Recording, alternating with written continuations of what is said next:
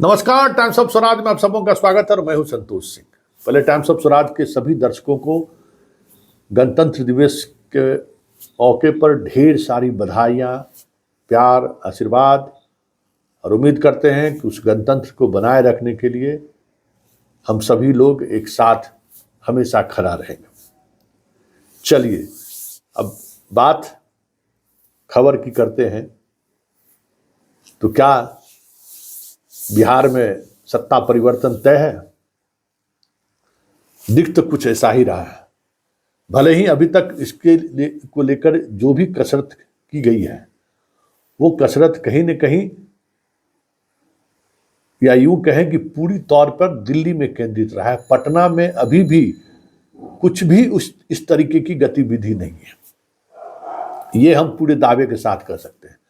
जो भी खबरें आ रही है ना, वो खबरें कहीं न कहीं प्लांटेड भी है या पूर्व से निर्धारित कार्यक्रम है, तो उसी कार्यक्रम को उसके आधार पर जोड़ दे रहे हैं।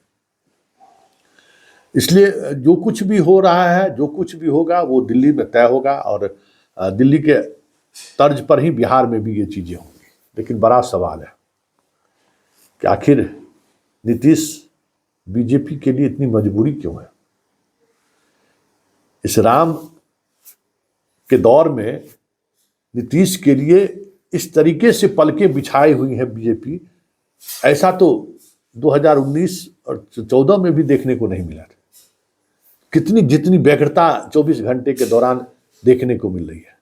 वैसे कल जो अमित शाह के यहाँ बैठक हुई, इसमें सीधे तौर पर तो यही कहा गया कि भाई गठबंधन के साथियों की जरूरत है, इसलिए हम लोग नीतीश जी के प्रस्ताव पर विचार कर रहे हैं। जाइए, कैसे होगा आप लोग तय कीजिए। लेकिन प्रस्ताव किनके ओर से है ये तो शाह जानते होंगे, मोदी जानते होंगे या नीतीश जानते होंगे। लेकिन जो चीजें दिख रही हैं वो तो यही दिख रही है कि अब सम्राट चौधरी का जो मुरेठा बांधे तो उसका क्या होगा। सुशील मोदी जो बार बार बयान दे रहे थे कि नीतीश कुमार में बचा क्या है, नीतीश कुमार की अब हैसियत क्या रही है, उसका क्या होगा। क्योंकि इस बार जब गठबंधन टूटा तो जितनी तलखी बीजेपी और जदयू के बीच देखने को मिली है, वैसी तलखी कभी देखने को नहीं मिली। और खास करके बीजेपी के सीनियर नेता जिस तरीके से बयानबाजी कर रहे थे नीतीश कुमार को लेकर, इस तरीके की बयानबाजी कभी मैंने नहीं देखी। तो क्या नीतीश कुमार इस बार ये शर्त भी लेके बीजेपी को मजबूर तो नहीं कर रहे हैं? क्योंकि चर्चा ये है कि उप मुख्यमंत्री के तौर पर सुशील मोदी का होना जरूरी है। हालांकि इस बात को लेकर संगठन में ये भी है कि ये हमारे दल के अंदरूनी मामले में नीतीश का हस्तक्षेप होगा। कहा यह भी जा रहा है कि नीतीश चाहते हैं कि पार्लियामेंट इलेक्शन के साथ साथ बिहार विधानसभा का भी चुनाव हो। और बात सिर्फ इतना ही नहीं, कहा यह भी जा रहा है कि जो नीतीश कुमार जातीय जनगणना के बाद बिहार में रिजर्वेशन लागू किया है, उस रिजर्वेशन को 9वीं सूची में शामिल करे भारत सरकार। ये सारी चीजें बातचीत के शर्तों में है और अंत में बिहार को विशेष राज्य का दर्जा दिया जाए। कहा जा रहा है कि फरवरी के फर्स्ट वीक में 4 फरवरी को आने का प्रोग्राम प्रधानमंत्री को है। उससे पहले कुछ विशेष राज्य के दर्जे पर कुछ न कुछ बातें सामने आएंगी। क्योंकि नीतीश किस आधार पर छोड़ेंगे? आरजेडी भ्रष्टाचार या सरकार चलाने में कोई परेशानी का कारण रहा हो, पार्टी तोड़ने की बात हुई हो। कोई पार्टी तोड़ने की बात हुई तो ललन सिंह तो साथी हैं, तोड़ने वाले तो एक वही है, कहाँ उनको पार्टी से निकाले हैं। तो ये सारी चीजें तर्क उस तरीके से आप दे नहीं सकते हैं। हाँ, आप ये नहीं कह सकते हैं कि हमको प्रधानमंत्री का उम्मीदवार नहीं घोषित किया गया, हमको कन्वेनर नहीं बनाया गया, इसलिए हमने पार्टी को छोड़ दी, मतलब इंडिया गठबंधन को छोड़ दिया।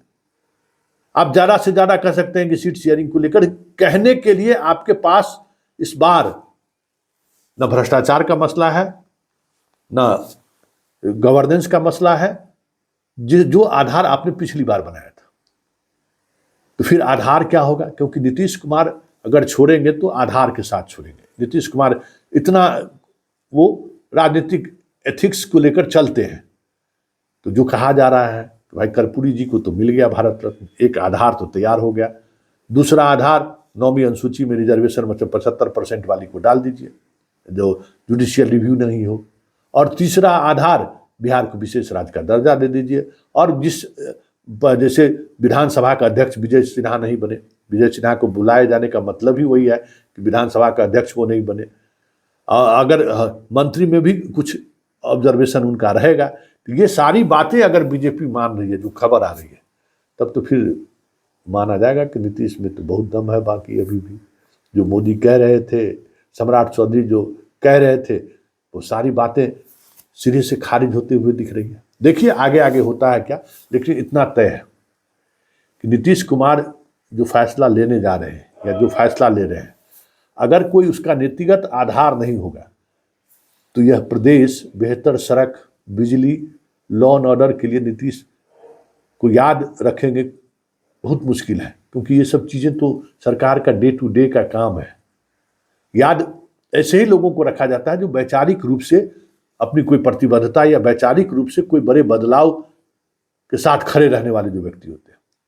नीतीश की तो ये पहचान है ना कि अपने पूरे शासन काल के दौरान, जब से बिहार की राजनीति में वो आए, दो बातों को उन्होंने काफी मजबूती से संभाल कर रखा। पहली बात कि यहाँ पे कॉम्युनल पॉलिटिक्स को नहीं चलने दिया। मोदी कितना भी एक्सट्रीम ऊंचाई के शिखर पर पहुंच गए, लेकिन बिहार में उनकी कॉम्युनल पॉलिटिक्स नहीं चलने दी, नहीं चला। बात दूसरी, लालू यादव के कास्ट पॉलिटिक्स को भी इसने नहीं चलने दिया। एक्सट्रीम कास्ट पॉलिटिक्स को उन्होंने धाराशाही किया 2005 में। मतलब इस देश की जो दो राजनीतिक कह सकते हैं कि नैरेटिव रही है, उस दोनों नैरेटिव्स को नीतीश कुमार ने अपने एक अलग नैरेटिव के सहारे रोकता रहा है। इतिहास अगर आज की परिस्थिति में ये अदल बदल नहीं करते तो हमें लगता है कि इस रूप में जरूर याद करते।